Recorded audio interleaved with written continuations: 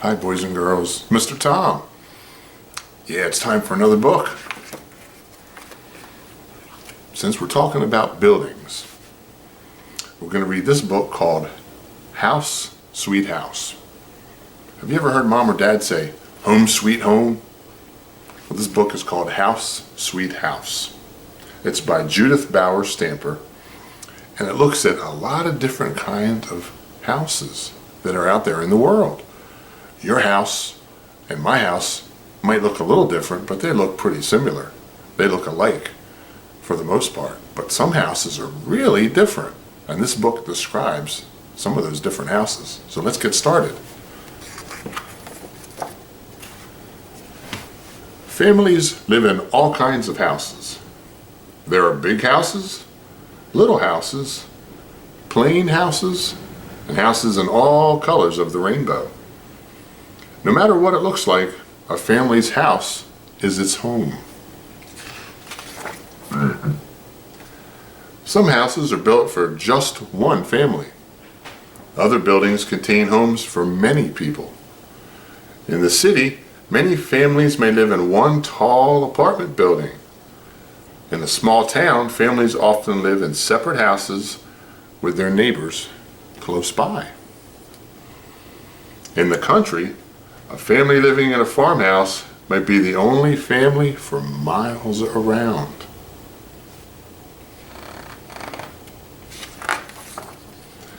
Houses come in different shapes.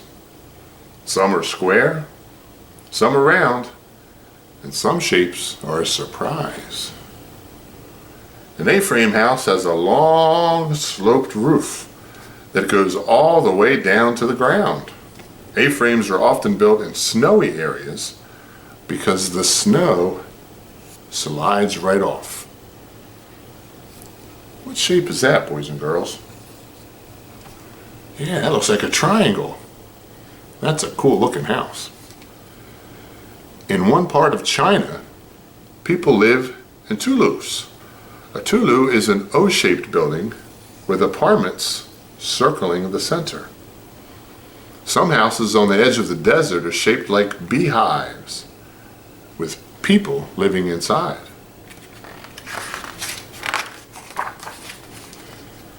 People sometimes build houses of whatever they can find at hand. In rocky places, people gather up stones, stack them on top of each other, and make sturdy houses that last a long time. In dry places, people mix together mud and straw, shape it into walls, and build houses from earth. On tropical islands, people turn palm trees into cool leafy houses that let the breeze blow right through. People build houses almost anywhere, near the water, under the ground, and up in the treetops. People along rivers build their houses on stilts to keep their families high and dry. Some people live underground in houses that are hidden from sight.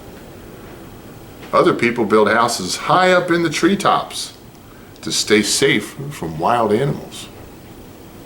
You know, when I look at that house there, boys and girls, I think, what happens when it rains? Isn't the rain going to all get down there and flood everything out? Well, I think the answer is, where they live, it doesn't rain very much, and they don't really have to worry about that. We get a lot of rain where we live, in Bridgeton, but I don't think they get much rain at all.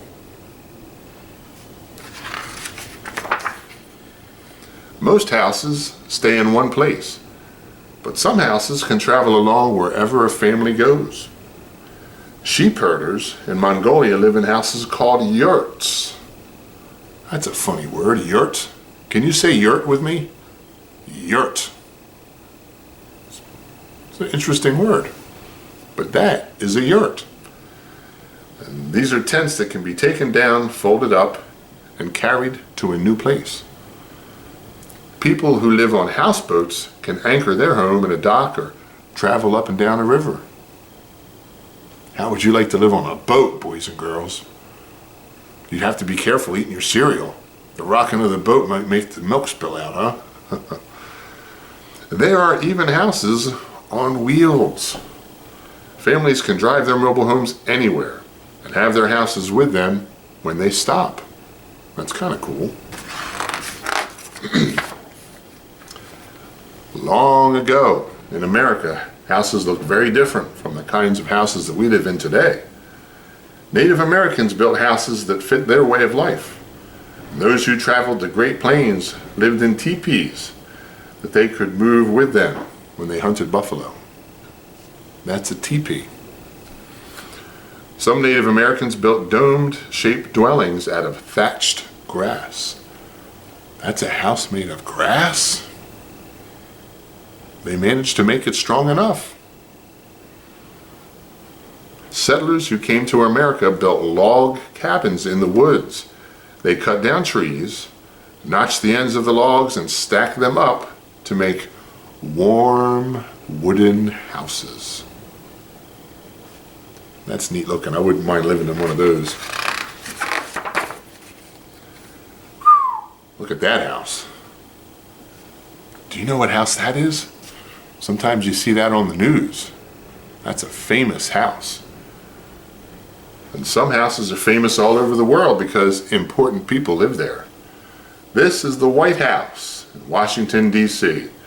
It's the home of the President of the United States and the First Family. Buckingham Palace is the London home of the King or Queen of England. Visitors come to watch the changing of the guard. That's a big house. Let me give you a closer look. Big. That's a lot of bathrooms to clean, boys and girls. The Forbidden City stands in Beijing, China, and is now a museum. Long ago, it was the imperial palace of Chinese emperors. That's a different looking house. Houses give people protection, comfort, and warmth. A tent in the Sahara Desert has sides that can roll up to catch a breeze or roll down when there's a sandstorm. In the freezing weather of the Arctic, an igloo made of snow can become a temporary home for hunters and travelers.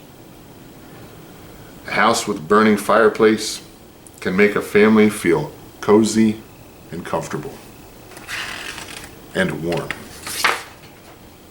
Houses are places to eat, sleep, work, and play. Kitchens are busy places in homes all over the world. Families make everything from burritos to barbecue. What's this little boy doing with his mom? See that? I think he's helping her make something. Maybe it's cookies. Maybe it's pizza. But you do that in your home, right?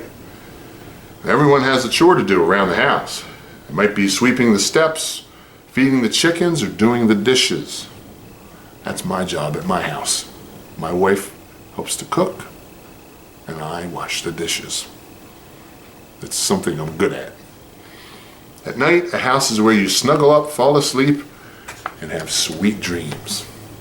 Don't you always sleep better in your own house, boys and girls? There are all kinds of houses, and there's all kinds of families. Families are what make a house a home.